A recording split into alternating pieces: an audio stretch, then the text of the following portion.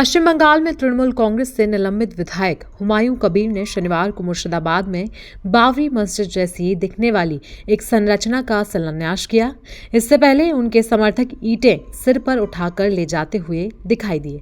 इस पूरे घटनाक्रम के बाद इलाके में सुरक्षा बढ़ा दी गई है। कोर्ट पहले ही कह चुका है कि वो मस्जिद निर्माण में दखल नहीं देगा, लेकिन कबीर के इस कदम से राजनीतिक बहस और ज्यादा तेज हो गई और प्रशासन पूरी स्थिति पर नजर रखे हुए।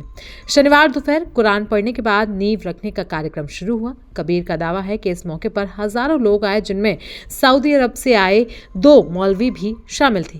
कार्यक्रम में नाराए तकबीर और अल्लाहू अकबर के नारे लगे। भीड़ और ट्रैफिक संभालने के लिए करीब 3000 वॉलंटियर्स तैनात किए गए थे ताकि NH-12 पर कोई जाम ना लगे। 7 केटरिंग एजेंसियों ने लगभग 40,000 मेहमानों और 20,000 स्थानीय लोगों के लिए बिरयानी का इंतजाम किया। हुमायूं कबीर के इस कार्यक्रम को लेकर बीजेपी और टीएमसी के बीच तीखी बयानबाजी अब शुरू हो गई है। बीजेपी नेता अमित मालवीय ने आरोप लगाया है कि मुख्यमंत्री ममता बनर्जी इसे राजनीतिक फायदे के लिए इस्तेमाल कर रही हैं। उनका कहना है कि कबीर के समर्थक ईंटें लेकर घूम रहे हैं और कबीर दावा कर रहे हैं कि पुलिस भी उनके साथ है।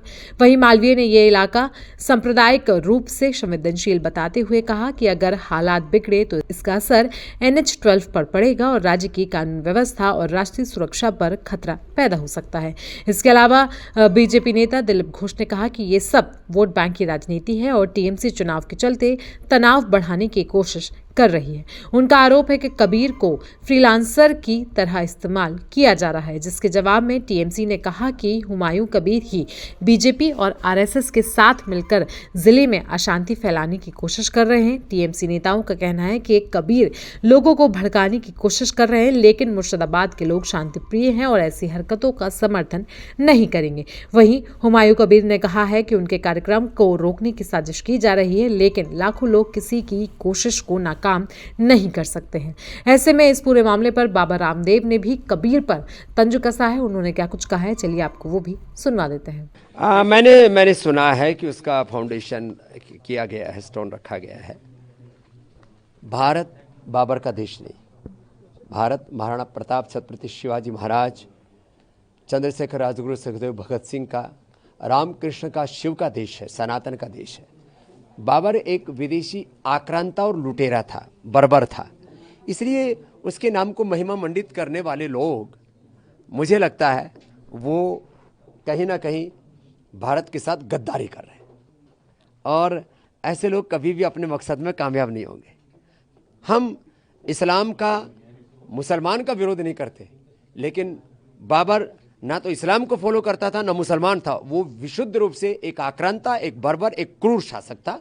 उसको महिमा मंडित नहीं करना चाहिए। 6 दिसंबर को कैसे याद करते हैं? वो दिन है जिस दिन बाबरी मस्जिद को ढाया। ये 6 दिसंबर गुलामी की निशानियों को मिटाने का दिन है और गुलामी की निशानियां चाहे कहीं पर भी है, मिटनी चाहिए।